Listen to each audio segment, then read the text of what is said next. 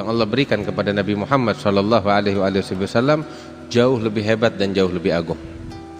Di antaranya kemarin kita udah bahas kalau Nabi Ibrahim dijadikan oleh Allah sebagai Khalilullah, Nabi Musa sebagai Kalimullah, Nabi Isa Ruhullah dan lain-lainnya, maka sungguh yang Allah kasih kepada Nabi Muhammad jauh lebih agung.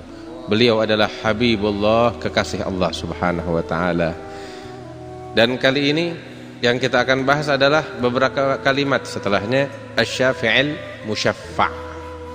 Apa artinya itu syafi'il musyaffa'? Asy-syafi' pemberi syafaat atau pemberi pertolongan kalau bahasa Indonesianya. Al-musyaffa' yang mana syafaatnya diterima oleh Allah Subhanahu wa taala. Ada orang ya nekat ngasih pertolongan, tapi pertolongannya nggak ada gunanya. Iya kan?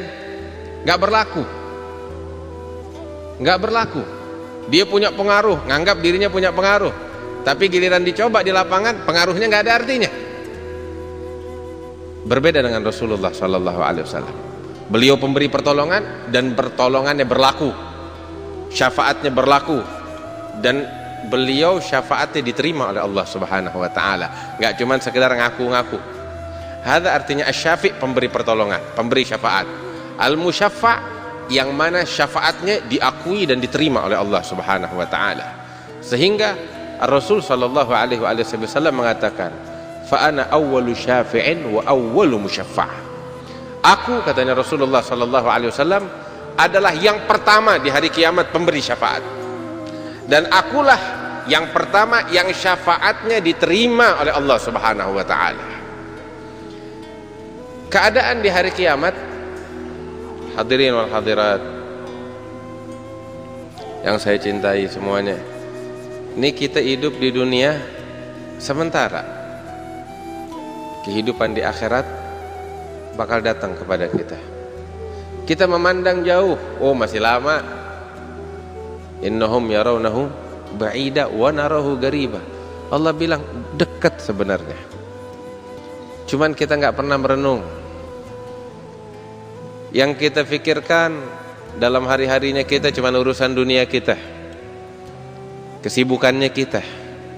Tapi kita nggak pernah merenung tentang keadaan hari kiamat yang bakal kita hadapi, yang mana Nabi Muhammad SAW telah menyatakan tentang keadaan hari kiamat yang berat, yang menakutkan.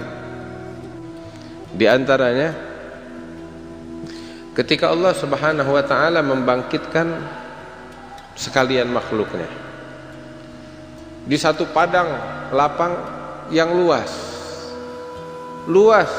tapi kalau mau dibandingin dengan jumlah makhluk Allah yang Allah kumpulkan di padang lapang tersebut, maka padang lapang tersebut sangatlah sempit, terbatas. Ini kita sekarang hidup di Jakarta, aneh di Tangerang, di Ciledug. Ini kita hidup udah sempit banget, betul. Negeri kita sempit, rumah-rumah kita berdempetan sempit. Coba ente bayangin, padahal kita ini banyak orang tiap hari ada aja yang mati, ada aja yang angkat kaki, tetap aja ini dunia sempit. Tapi coba ente bayangin, ketika seluruh makhluk Allah dibangkitkan semuanya dari sejak Nabi Adam sampai hari kiamat, berapa banyak tuh? Sekarang aja nih di sensus udah 7 miliar umat manusia yang ada. Ini yang sekarang, nih yang hari ini, belum tahu yang besok, yang lusa lain lagi, yang tahun depan lain lagi jumlahnya. Itu semuanya kalau mau dikumpulkan dengan yang dari sejak Nabi Adam sampai zaman kita, sampai hari kiamat, gak kehitung jumlahnya. Itu baru manusia, belum binatang, belum jin, belum yang lain-lainnya. Semua ciptaan Allah dikumpulin, dibangkitkan di hari kiamat. Ala yadhunnu ulaika annahum mab'utsun liyaumin 'adzim yauma yaqumun nas lirabbil alamin. Allah bilang, tidakkah mereka berfikir bahwasanya mereka kelak akan dibangkitkan oleh Allah Subhanahu wa taala? Ala yadhunnu ulaika annahum mab'utsun liyaumin 'adzim, di hari yang menakutkan, yang dahsyat, yang berat, yang agung. Hari apa itu? Hari di mana manusia dan sekalian makhluk Allah dibangkitkan untuk menghadap kepada Allah Rabbul Alamin. Berat itu keadaan. Dikumpulin jadi satu.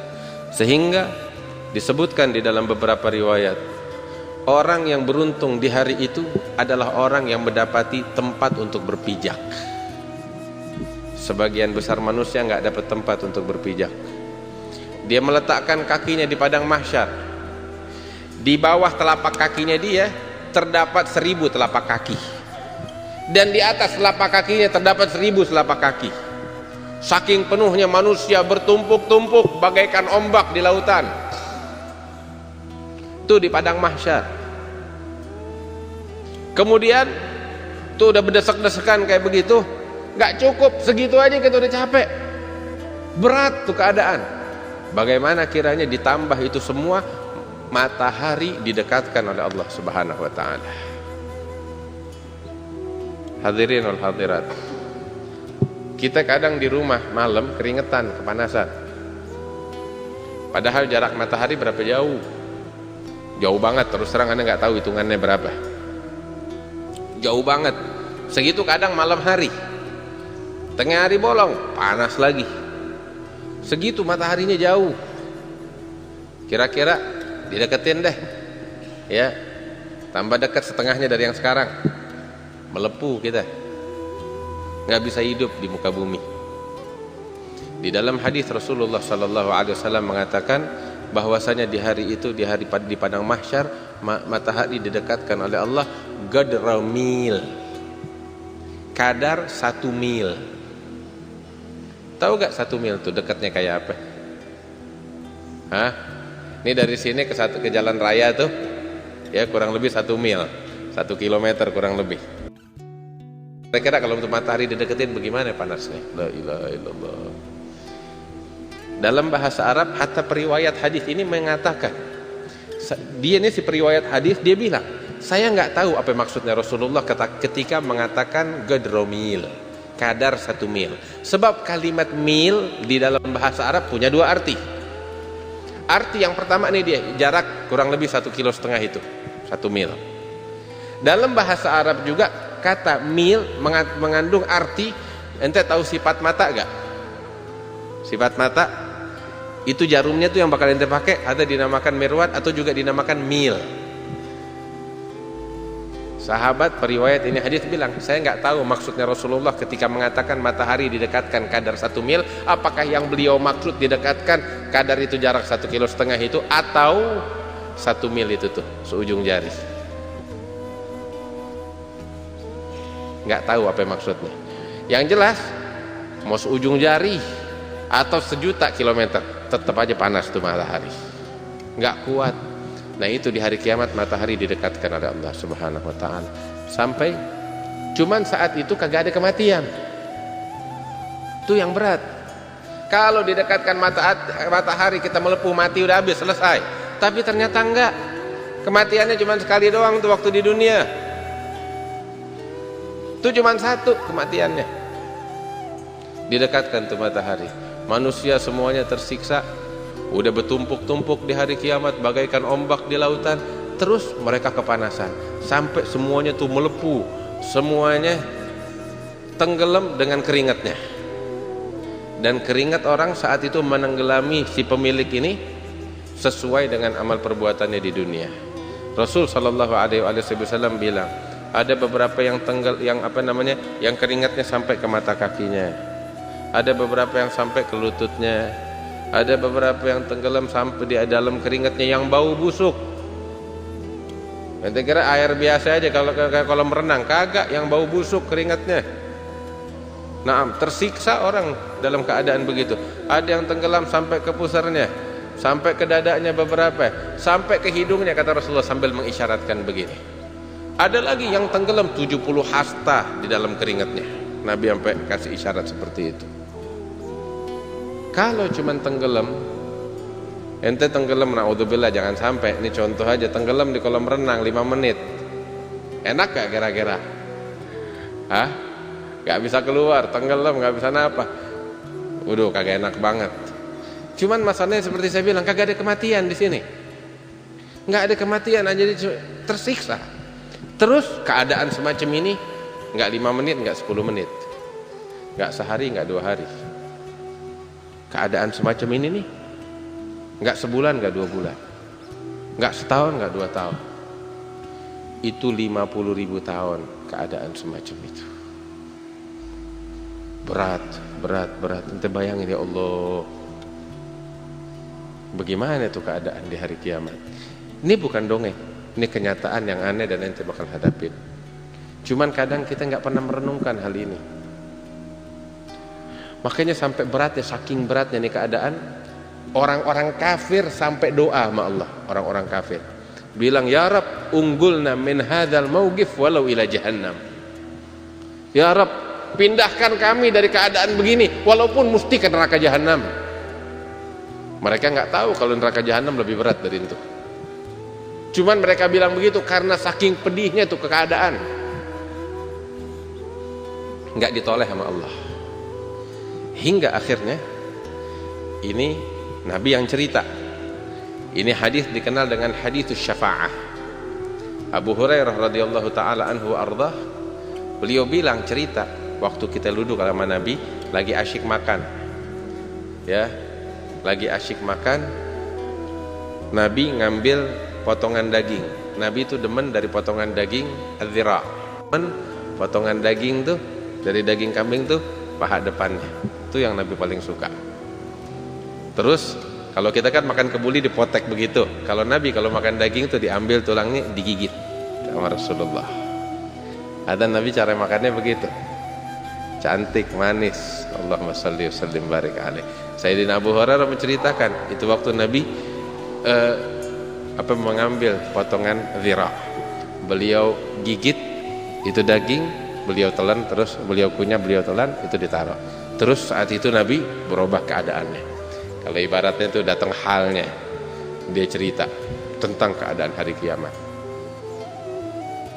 Beliau bilang, aku ini adalah sebaik-baiknya manusia di sisi Allah. Ana akramu khalqillah 'ala Allah, kata Rasulullah. Atadrun bima dzalik? Katanya Rasulullah, aku ini sebaik-baiknya ciptaan Allah yang paling mulia di sisi Allah. Tahu gak kenapa? Kata Rasulullah. Ketahuilah di hari kiamat. Nabi ceritain tuh apa yang tadi saya ceritakan, keadaan yang genting. Sampai orang-orang kafir bilang, ya Rabb, pindahkan kami walaupun mesti ke neraka jahanam. 50.000 tahun keadaan kayak begitu. Sampai akhirnya ketika Allah mengizinkan, tergerak hati pembesar-pembesar kaum sholihin dari ini umat, atau dari umat yang terdahulu. Kaum sholihin, jagoan-jagoannya para aulia nih, mereka berkumpul. Mereka bilang, ini nggak ada yang bisa menyelamatkan kita melainkan hanya mereka para kekasih Allah.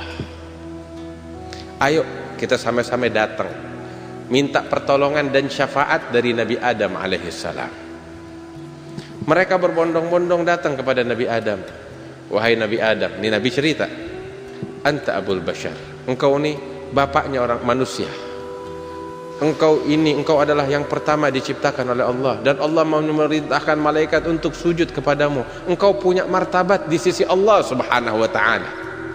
Karena itu mohon pertolongan kepada Allah agar Allah memindahkan kami dari keadaan yang berat ini. Itu kata para aulia Allah. Apa jawab Nabi Adam? Aku pernah melakukan suatu dosa. Apa itu? Akala minasyajarah, makan dari pohon yang dilarang oleh Allah subhanahu wa ta'ala. Dan hari ini, inna rabbi ghadibal yawm ghadaban lam yaghdab qablahu mithlahu wa lam yaghdab ba'dahu mithlahu. Allah hari ini murka kepada hambanya, kemurkaan yang belum pernah dan tidak akan pernah terjadi sama seperti itu, nggak pernah. Ini yang terhebat, ini dia kemurkaannya. Kalaupun saya bisa memberi pertolongan, saya hanya bisa memberi pertolongan kepada diri saya sendiri. Yang lain saya udah nggak bisa, nggak kuat, nggak berani. Nafsi nafsi, idhabu ila ghairi. Cuman saya bisa tolong diri sendiri. Kalian udah pergi deh ke orang lain aja. Jangan pusingin saya udah nggak kuat. Yang penting saya mau selamat, yang lain nggak ada urusan. Tuh Nabi Adam bilang gitu. Kita kasih jadi kita jalan keluar dong, kasih kita jalan keluar. Nabi Adam bilang, kalau gitu pergi kepada Nabi Nuh. Dia kekasih Allah, utusan Allah yang pertama. Datang kepada Nabi Nuh, memohon kepada Nabi Nuh, ya Nabi Nuh, engkau ini kekasih Allah, dan seterusnya dan seterusnya. Nabi Nuh bilang, ketahuilah doaku kepada Allah yang mustajab udah aku bawakan, panjatkan ketika aku hidup di dunia. Aku minta kepada Allah doa mustajab agar Allah menenggelamkan orang-orang kafir, dan udah diijabah sama Allah. Kalian tahu hari ini Allah murka kepada hambanya kemurkaan yang amat dahsyat, yang belum pernah dan tidak akan pernah terjadi seperti itu. Saya kawan kalau bisa menolong cuma bisa nolong diri saya sendiri, kalian pergi kepada orang lain. Nafsi nafsi idhabu ila ghairi. Pergi kemana? Datang kepada Nabi Ibrahim Khalilullah, datang kepada Nabi Ibrahim, ternyata ditolak juga. Nabi Ibrahim bilang, aku pernah berdusta 3 kali. Dia bilang, walhasil dia sebutin kelemahannya. Aku nggak berani, Tuhanku saat ini murka. Kalian datang kepada orang lain, pergi sana kepada Nabi Musa, dia kalimullah, kekasihnya Allah. Datang kepada Nabi Musa juga begitu, aku telah membunuh seseorang, katanya Nabi Musa. Nggak berani minta sama Allah, aku ada cacat. Ibaratnya begitu mereka, hadza khati'atul abrar, hasanatul abrar sayyi'atul mugarrabin. Mereka memandang ini sebagai kesalahan, tapi padahal mereka manusia-manusia mulia di sisi Allah Subhanahu wa taala. Syahid. Mereka datang Nabi Musa juga angkat tangan. Datang akhirnya kepada Nabi Isa. Wahai Isa, selamatkan kita. Nabi Isa juga angkat tangan. Tapi Nabi Isa kasih kabar gembira bahkan mereka. Datang Daudah kepada Nabi Muhammad sallallahu alaihi wasallam. Saat itu tuh semua nabi-nabi satu persatu didatengin oleh mereka. Terakhir Nabi Muhammad disamperin. Allahumma shalli alaihi. Mereka bilang, ya Rasulullah, engkau adalah kekasih Allah, engkau diutus oleh Allah rahmatan lil alamin. Kami udah datang ke Nabi Adam, Nabi Nuh, semuanya pada nolak. Ini keadaan berat, minta kepada Tuhanmu. Apa jawab Nabi? Apa jawab Rasulullah sallallahu alaihi wasallam? Apakah jawaban sama? Ibaratnya jawaban yang ngegembosin. Nabi-nabi yang kemarin nih jawabannya udah bikin kita tambah putus asa. Tapi lihat Rasulullah apa jawabannya. Berikan harapan kepada kita. Beliau memberikan harapan besar kepada kita. Nabi bilang, udah, analah, saya yang turun tangan, jangan takut. Udah. Allahumma shalli alaihi. Analah, katanya Rasulullah, ana yang turun tangan. Itu bahagia umat manusia semuanya, yang muslim, yang kafir, semuanya senang. Maka Rasul sallallahu alaihi wasallam beranjak menuju arasy-Nya Allah Subhanahu wa taala. Dan di bawah arasy-Nya Allah beliau bersujud kepada Allah, dan di dalam sujudnya beliau memuji kepada Allah. Di dalam hadis disebutkan, aku saat ini juga belum tahu pujian apa yang akan aku panjatkan saat itu. Tapi di hari itu Allah akan memberikan ilham kepadaku puji-pujian yang belum pernah dipanjatkan oleh siapapun dari sejak Allah ciptakan alam semesta ini. Maka beliau sujud dan memanjatkan puji-pujiannya untuk Allah Subhanahu wa taala hingga akhirnya Allah bilang kepada Nabi Muhammad, ya Muhammad, dipanggil oleh Allah. Ya Muhammad, Allahumma shalli alaihi. Manis banget nih namanya kalau didengar. Enak banget nih namanya kalau didengar. Allahumma shalli alaihi wa ala alihi. Allah manggil, ya Muhammad, irfa' ra'sak. Angkat kepalamu. Angkat kepalamu. Udah cukup sujudnya, angkat kepalamu. Sal tu'ta. Minta apapun yang kau inginkan, diberikan permintaanmu, kata Allah. Washfa' tu syafa'. Berikan syafaat dan syafaatmu diterima oleh Allah Subhanahu wa taala. Nabi bilang, fa ana awwalu syafi'in wa awwalu musyaffa'. Aku, katanya Rasul, adalah yang pertama pemberi syafaat dan yang pertama yang syafaatnya diterima oleh Allah Subhanahu wa taala. Maka saat itu Nabi ketika diizinkan oleh Allah, Nabi bilang, ummati, ummati, ummati, umatku, umatku, umatku. Sampai akhirnya Allah mengizinkan kepada Nabi Muhammad sallallahu alaihi wasallam untuk karena Rasulullah dan untuk Nabi Muhammad sallallahu alaihi wasallam dan demi Nabi Muhammad, Allah memindahkan nih setelah 50.000 tahun keadaan yang berat menimpa mereka, menimpa umat manusia sekalian makhluk Allah. Saat itu dipindahkan mereka dari padang mahsyar kepada saat-saat penghakiman. Dimulai deh tuh pengadilan Allah. Kalau enggak dibiarin udah sama Allah puluhan ribu tahun itu. Dipindahkan dari keadaan yang genting itu kepada pengadilan Allah Subhanahu wa taala, hisab, mizan dan lain sebagainya. Perkara yaumul qiyamah udah dimulai sejak saat itu. Itu semua manusia gembira. Keadaan yang genting tadi udah diangkat oleh Allah Subhanahu wa taala berkat untuk karena dan demi Nabi Muhammad sallallahu alaihi wasallam. Itulah yang dikatakan dengan syafaatul uzma. Syafaat yang teragung, sebab dengan syafaat ini kebagian yang muslim, yang kafir, yang binatang, yang malaikat, yang jin, semuanya kebagian tanpa terkecuali. Mereka dipindahkan dari keadaan yang genting kepada penghakiman, kepada pengadilan Allah Subhanahu wa taala, dan dimulailah proses hisab, mizan dan lain sebagainya yang tadinya mereka dibiarkan begitu aja oleh Allah Subhanahu wa taala. Dan inilah yang dinamakan dengan maqaman mahmudah. Maqam yang mahmud, yang terpuji, kedudukan yang dipuji oleh al-awwalin wal akhirin, yang muslim, yang kafir memuji kedudukan ini. Makanya tiap habis kita dengar azan, kita diminta untuk berdoa kepada Allah. Doa habis azan, apa itu doanya?